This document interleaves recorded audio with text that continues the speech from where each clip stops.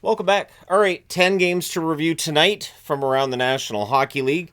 Lot of goals tonight. A lot of goals, some entertaining games. Not a lot of overtime tonight. There were a couple of games that went to overtime, but when you got 10 games, that's not too bad, and wasn't any need for a shootout tonight either. All right, so we'll start things off talking about the LA Kings and the Toronto Maple Leafs. It's Darcy Kemper versus Hildeby. Of course, Stolar's out, Matthews out as well for Toronto. But it didn't matter early on. 8:06 in, McMahon puts one under the blocker on a fast break, and so it's 1-0 for Toronto.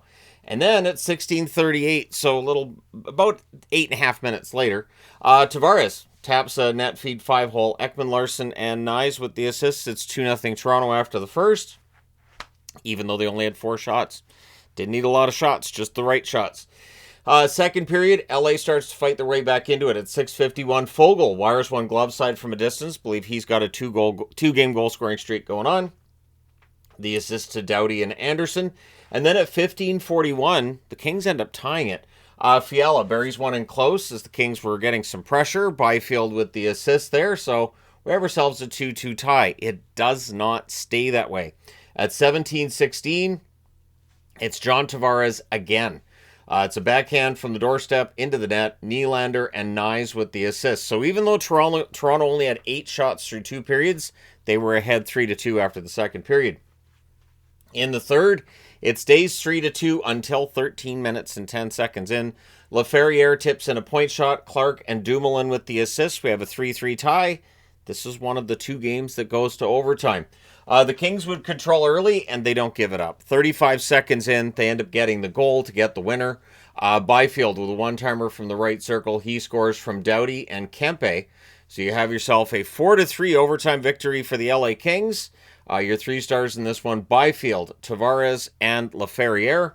Shots on net favored LA the whole way. 9-4 in the first, 11-4 in the second, 16-7 in the third. They had the only shot of overtime. Final shots 37-15 for LA. I don't think Craig Berube's going to be happy with 15 shots at home with the way things have been going. Power plays 0-2 for LA, 0-1 for Toronto. The hits 26-14 for the Leafs. Darcy Kemper only had 15 shots. He saved 12 of them.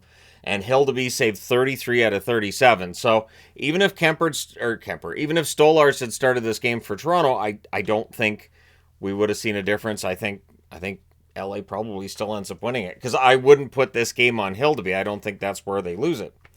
All right, next up, Dallas and Montreal. Speaking of losing it, it's DeSmith versus Dobesh in this one. It stays scoreless until 14:21. It is Wyatt Johnston. It's a tic-tac-toe play. He wires it from the slot. Hintz and Rantanen with the assists, and that is his 100th career goal. I believe they said he's the 3rd youngest in franchise history to get to the 100 goal mark. So it's 1-0 Dallas, and that would be your score after the first. Second period, 3:49 in. Lindell with a wrister from the high slot makes it 2-0. Heiskanen and Foxa with the assists. I thought that's one Dobesh would want back. So Newhook would exit. The Habs end up getting a power play on that one, but it didn't look good. Looked like a leg injury for Newhook. I hope he's okay. At any rate, that power play gets killed off, and not long after, it's 7 minutes and 10 seconds. Sagan makes it 3-0.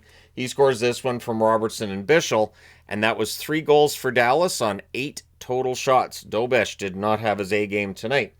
Then at 15:09, Dallas adds another. Robertson goes backhand, top shelf, from in close. Just one of those dirty goals that Jason Robertson's capable of. The assist to Harley and Rantanen. And then at 16:49, it's just a point shot, and it fools Dobesh. Robertson with the goal. It's 5-0 for Dallas. That'll be your score after 2. So the third period, Montembeault would come in. He's welcomed to the game at 2 minutes by Petrovic, getting his first goal in forever. He scores this one from Foxa and Blackwell. So Fox had a couple of helpers, and then he get another at 14:40. Yeah, Dallas kept piling it on. Blackwell bats one in from the doorstep. Foxa and Labushkin with the assist. That's Blackwell's first goal of the season. The Dalek magnets on the board because this was an extermination. Absolute, complete, and total extermination. 7-0 is your final score in favor of the Dallas Stars. This is an embarrassing loss for Montreal. The good news is, and there is some good news, usually when a team gets destroyed like this, they are much better in that next game. And I do believe their next game is against Boston. So that might just amp up the emotional level of that game a little bit. Your 3 stars in this one are Robertson, DeSmith, and Rantanen, because there's no way you could argue a single Montreal Canadian for the 3 stars. Shots on net, 14-5 Montreal in the first, 8-3 Dallas in the second, 7-6 Montreal in the third.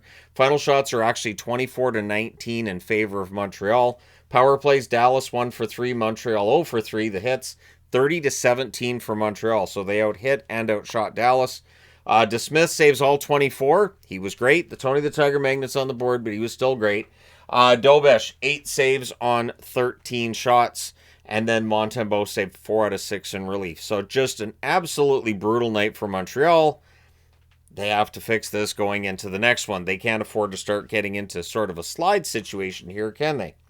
All right, next up, Boston and Ottawa. So it's Korpisalo versus Marilainen, and Ottawa would get an early lead. At 1:28, it's a power play goal. It's Giroux. It's a cross-ice pass and in.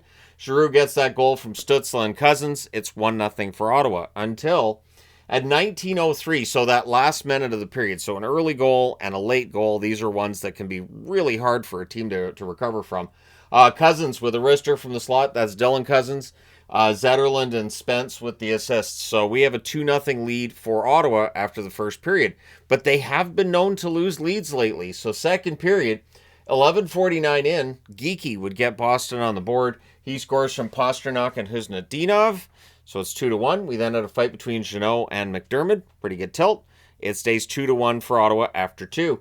Third period, this is where all the goals were, and this is where all the early games, it felt like that third period, there was just goals everywhere. 106 in, it's a tip in close. Bruins, brutal line change. Ottawa took advantage of it. Pinto gets this goal from Amadio and Sanderson. The Bruins score, but it's offside, so that doesn't count. So, on that same power play, Pastrnak buries a rebound as he's falling down. Geekie with the assist at 3:49. I believe Pastrnak had the original goal that was taken back for offside as well. So that makes it 3-2, and then at 5:15, it's a chip shot in close on a turnover. Kastelik, former Sen, buries this. Jeannot with the assist. We have a 3-3 tie. It stays that way for a while. Looks like maybe we're going to get overtime, but at 14:17, Stützle. It's a cross-crease pass. It's in. Stützle gets the goal from Batherson and Zub. The goalie pull happens with roughly 2 minutes left, and at 19:42, so in the waning seconds, Stützle hits the empty net. Giroux with the assist. Ottawa wins this one 5-3. They've won 2 out of 3 against Boston this season. I believe they've got 5 out of 6 points in those games as well. Your 3 stars are Stützle, Giroux, and Cousins. Shots on net, 10-4 Ottawa in the first, 10-4 Boston in the second, 8-7 Ottawa in the third. Final shots 22-21 for the Senators. Power plays, both teams go 1 for 2. The hits 30-26 Boston. So very evenly played. Korpisalo 17 saves on 21 shots. Marilainen 18 saves on 21 shots. So pretty evenly played overall. All right, next up, Anaheim and Detroit. So Dostal versus Gibson. It stays scoreless late in the period with 2:57 left. The Ducks get a power play. That becomes 35 seconds of 4-on-4. Both goalies had a pretty strong first period, and there wasn't anything to talk about goal-scoring-wise. It's 0-0 as we head to the second. In the second, at 5:57 during a power play, Seider with a point shot that deflects in. The assist to Raymond and Kane. So 1-0 for Detroit. Doesn't stay that way for that long. At 7:35, Gauthier tips one in on a 2-on-1 rush. He gets that from Seneca and Trouba, but then Detroit would answer in that second period at 12:42. Rasmussen scores from Kopp and Berggren. And then at 14:54, Anaheim answers that. So really back and forth period. Kreider scores from the right circle via a 3-on-2 rush. Lacombe and Hellison with the assists. We have a 2-2 tie. For seconds, at 15:33, Detroit gets the lead back at 3-2. It's Sandin Pellikka from Berggren and Sherratt. You have a 3-2 lead in favor of Detroit after 2 in a game that was scoreless after 1. Third period, Talbot's in the net. Gibson was hurt in the second period. It looked like there was a collision that might have knocked him out of the third period in this one. We'll see what his status is probably tomorrow or maybe on Saturday. That'll come out. Either way, Talbot's in for the third period. And 50 seconds in, DeBrincat scores on the power play. It's a point shot that's tipped in and only took 4 seconds for that power play to click. Seider and Kane with the assists. At 4:33, Anaheim gets it back. Granlund scores from Moore and Strome. It's a point shot that's deflected in. So Granlund in his return to the lineup, he gets a point, and so does Ryan Strome. However, at 5:06, so seconds after that, it's a 2-0 break, and Larkin scores from Raymond and DeBrincat. So we have ourselves a 5-3 lead in favor of Detroit. Then goalie pull happens with 2 minutes and 40 seconds left. And at 17:59, DeBrincat hits the empty net. Dylan Larkin with the assist. It's a 6-3 win in favor of the Anaheim Ducks. Entertaining game for Anaheim. They've got to slow this thing down. They're starting to slide a bit. Your 3 stars are DeBrincat, Seider, and Raymond. And Detroit, of course, obviously really needed this win tonight. Shots on net, 10 apiece in the first, 16-7 Detroit in the second, 11-7 Anaheim in the third.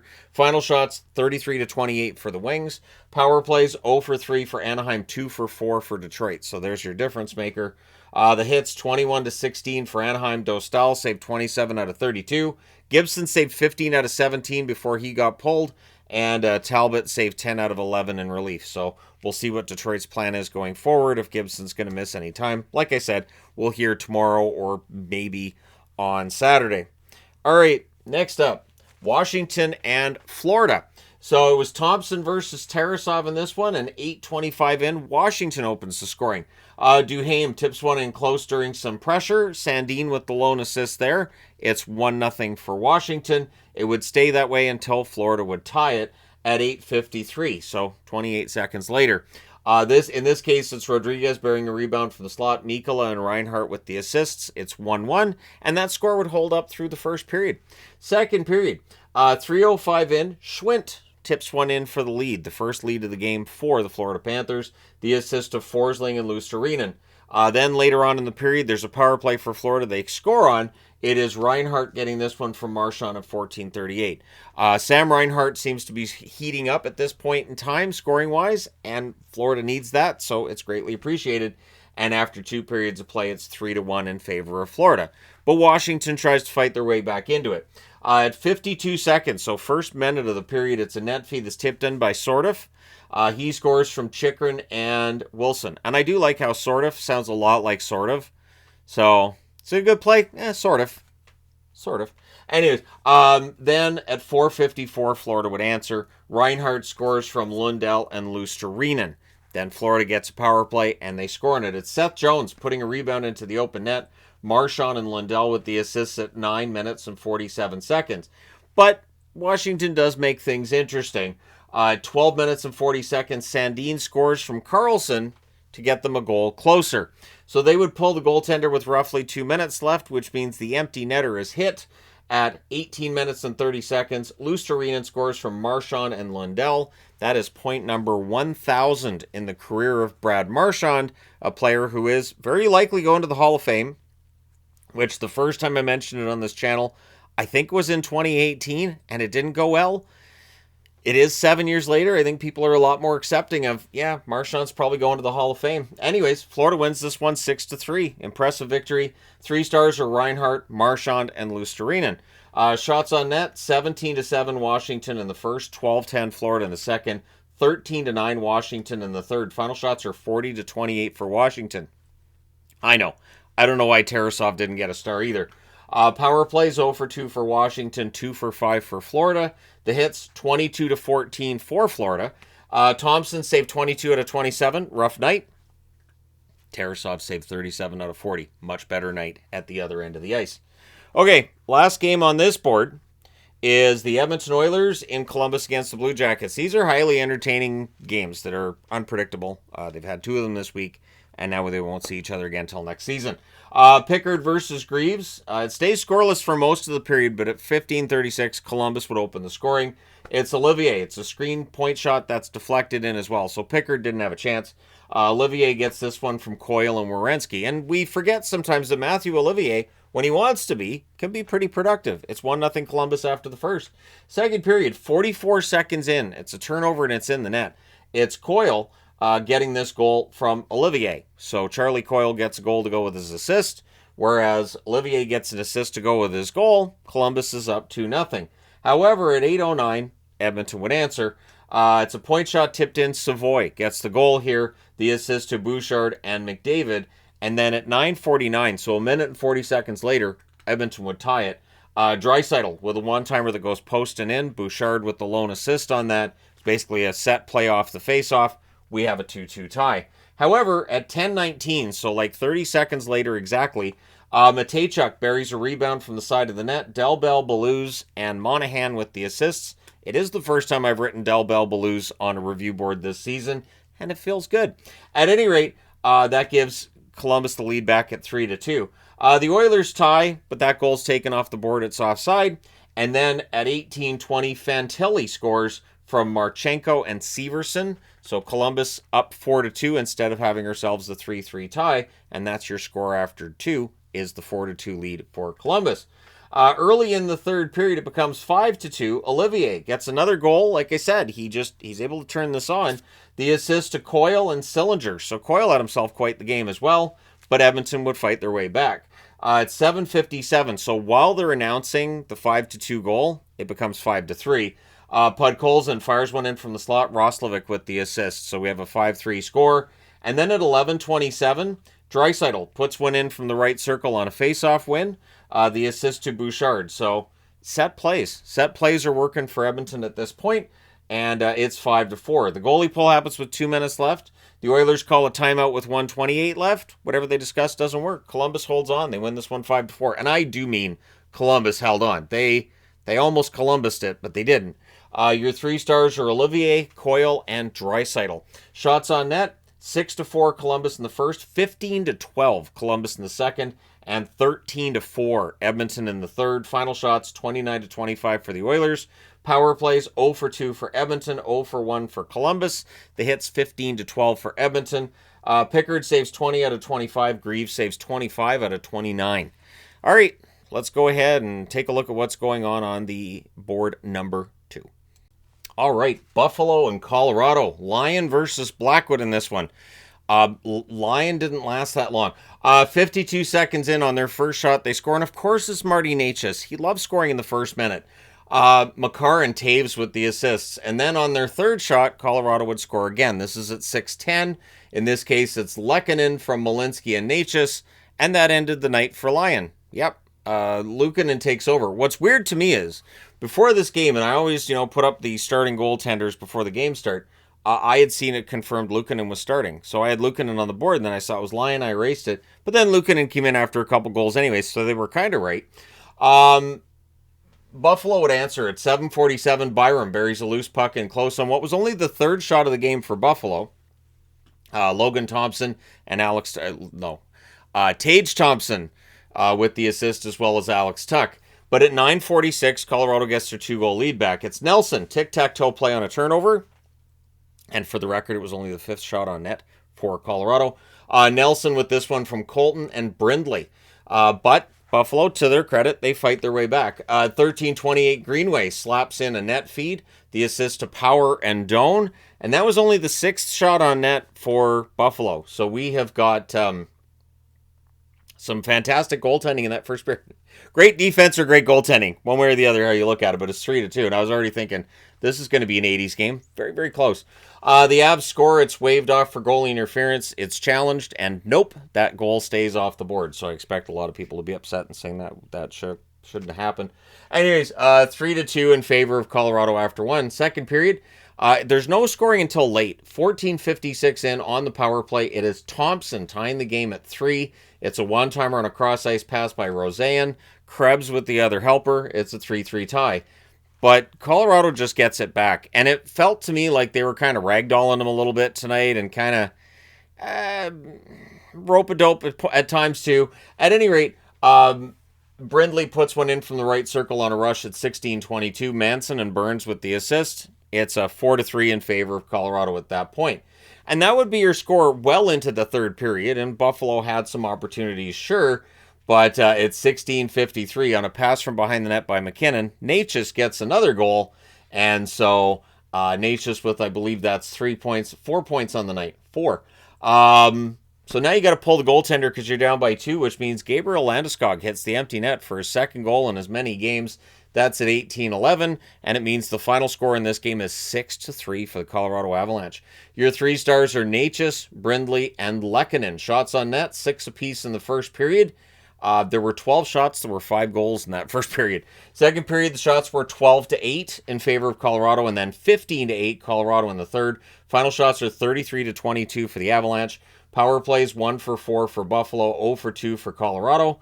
The hits 22-16 for Colorado. Lyons saved 1 out of 3. His night was over. Luukkonen saves 26 out of 29 in relief.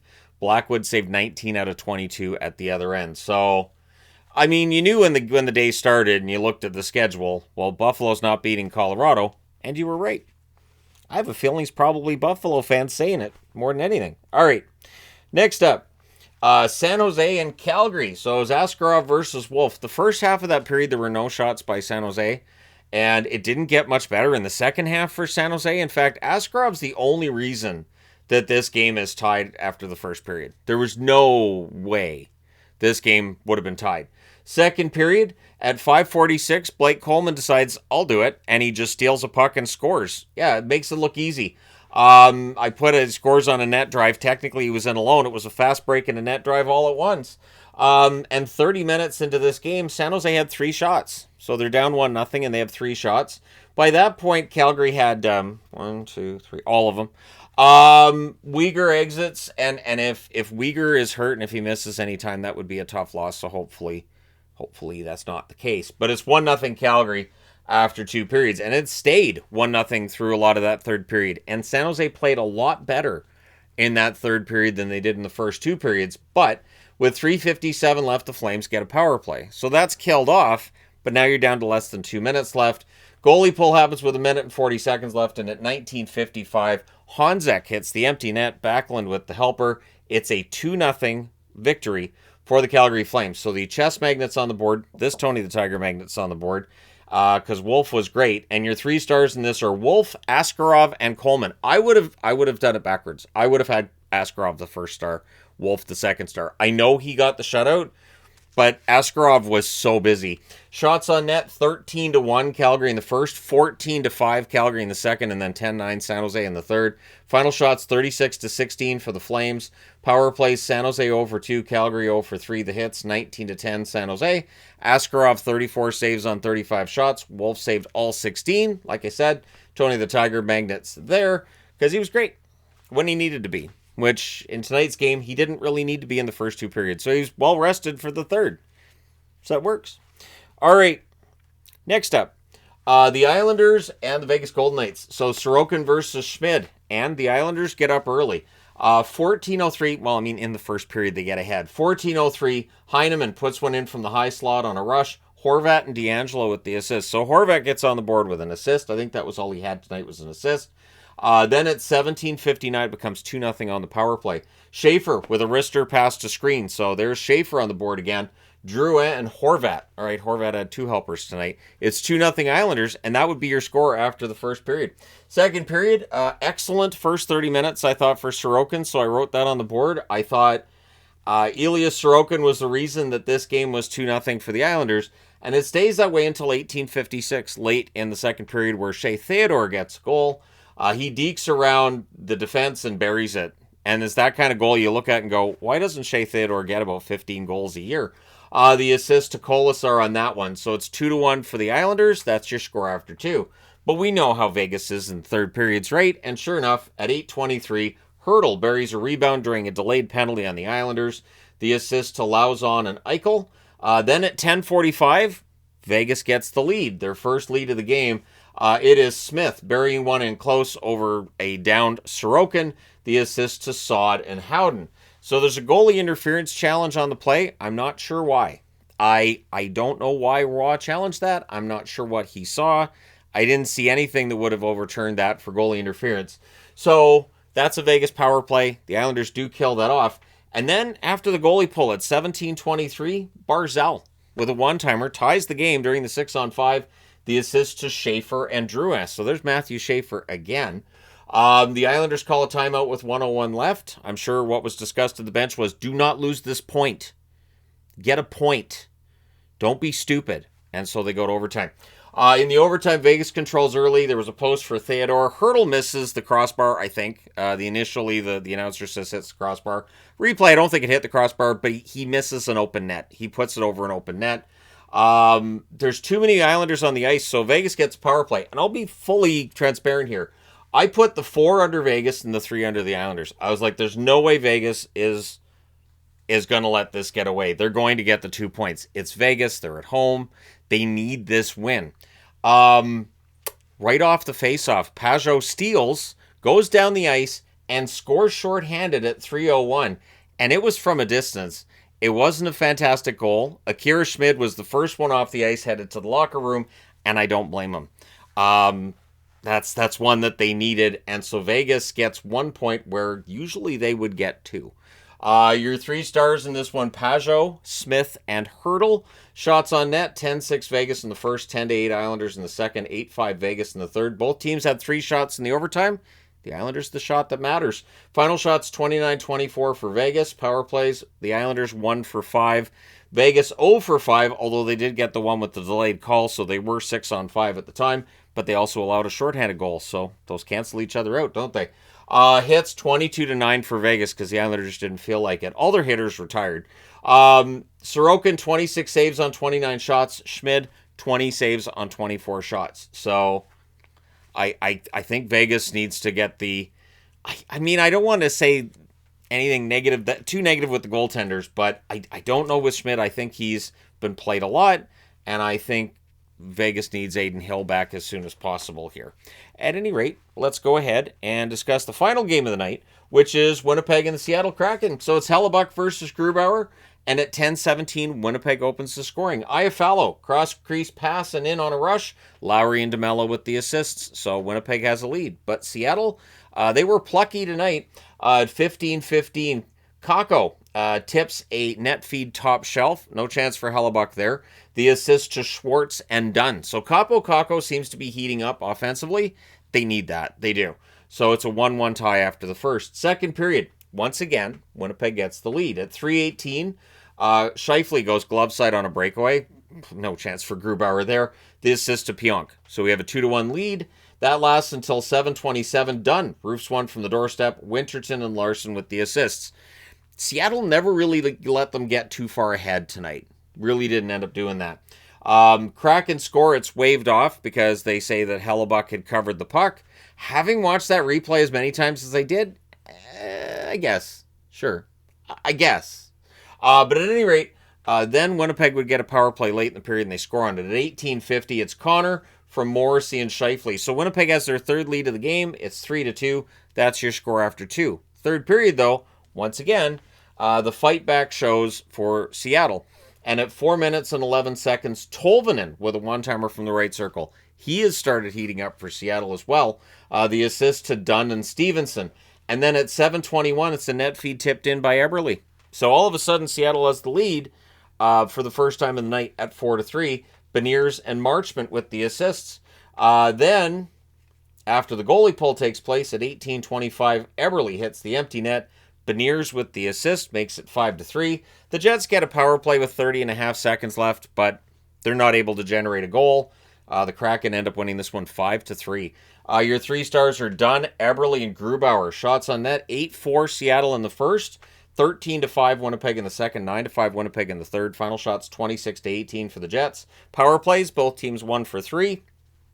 The hits 20-14 for Winnipeg.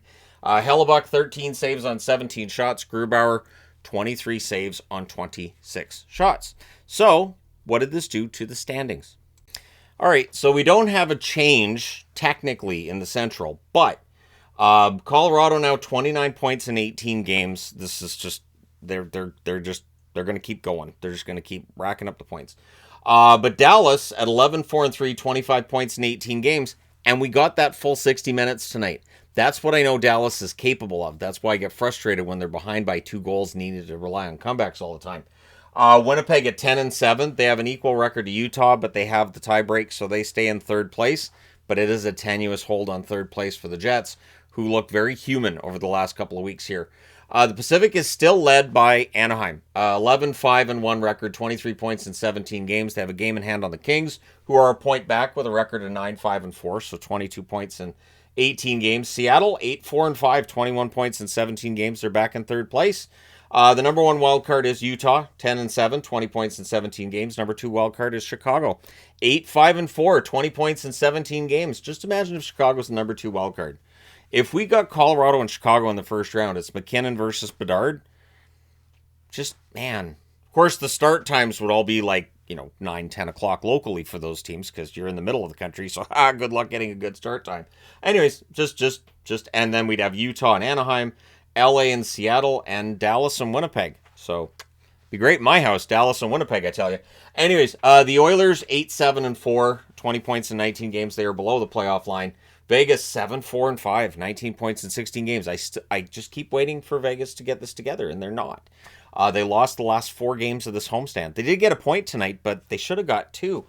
San Jose, 8-7-3, 19 points in 18 games. The shine's kind of come off the Sharks a little bit over the last couple of games, but, we didn't really expect them to be a playoff team this year. Minnesota, 7-7-4, 18 points in 18 games. And also, while I'm saying that, San Jose is still only 1 point back of a playoff spot, but you can see that the shine's come off a bit. Vancouver, of course, 8-9-1, 17 points in 18 games. St. Louis, 6-8-3, 15 points in 17 games. Nashville, 5-9-4, 14 points in 18 games. Calgary wins tonight, so they're 5-12-2. They have 12 points in 19 games. They're on pace for about 50 points. So if that's your worst team in the league and they end up with about 50 to 55 points, it's not as bad as some of the seasons we've had lately. Then there's the Atlantic. Montreal still leading. 10-5-2, 22 points in 17 games, but they've been caught. Ottawa has played 1 more game, but they have a 9-5-4 record, 22 points in 18 games. And then you got Boston, who also are tied with Montreal, but they lost tonight to Ottawa. So 11-8 record for Boston, 22 points in 19 games, and they're going to need to get another winning streak started. And, oh yeah, they're playing against Montreal on Saturday. I'm really happy about that. I am. Then you've got the Metro, still led by New Jersey, 12-4-1, 25 points in 17 games. Carolina, 11-5, 22 points in 16 games.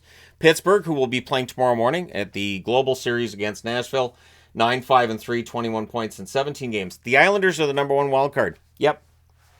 9-6-2, 20 points in 17 games. And Detroit, 10-7, 20 points in 17 games. They are now the number 2 wild card in the East. The Rangers dropped below the playoff line, 9-7-2, 20 points in 18 games. Philadelphia, 8-5-3, 19 points in 16 games. Florida, don't look now, Florida's looking better. 9-7-1, 19 points in 17 games. Columbus, 9-7-1, 19 points in 17 games as well. Tampa, 8-6-2, 18 points in 16 games.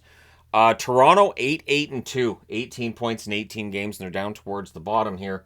But only 2 points out of a playoff spot. So there's no reason to panic necessarily, but I do think an 8-8-2 record has to be considered disappointing for the Leafs. Washington, 8-8-1, 17 points in 17 games. They are staying within that system, but Florida beat them tonight. Buffalo, 5-8-4, 14 points in 17 games. They have now dropped 6 points back of a playoff spot. I'm going to go out on a limb and say Buffalo doesn't make the playoffs in 2026. I'm just crazy predictions today, but it is just one of those things. Like every time they fought their way back into the game against Colorado, my brain just said that they're gonna mess it up, and then they did. For anybody curious, this is the actual Detroit Centennial jersey, which looks a heck of a lot better than the fake that I got, which I still have because it wasn't returnable. So there will be a video where my wife and I discuss the fake jersey and the real one, and we talk about the differences and everything and all that fun stuff. So look forward to that video soon. But at any rate, let me know your thoughts in the comment section below. As always, hit like and subscribe in the event you may not have done so already. Thank you guys so much for all your support. I also want to add I was interviewed by Ted Ramey today, so look forward to that. And I'm going to be interviewed by Brody Brazil next week. So the San Jose Sharks, talking to me a bunch, and I always throw on a San Jose Sharks jersey when I talk to them because it seems like the right thing to do. All right, thank you guys so much for all your support. It's greatly appreciated. I will talk to you again soon once I can find the off button.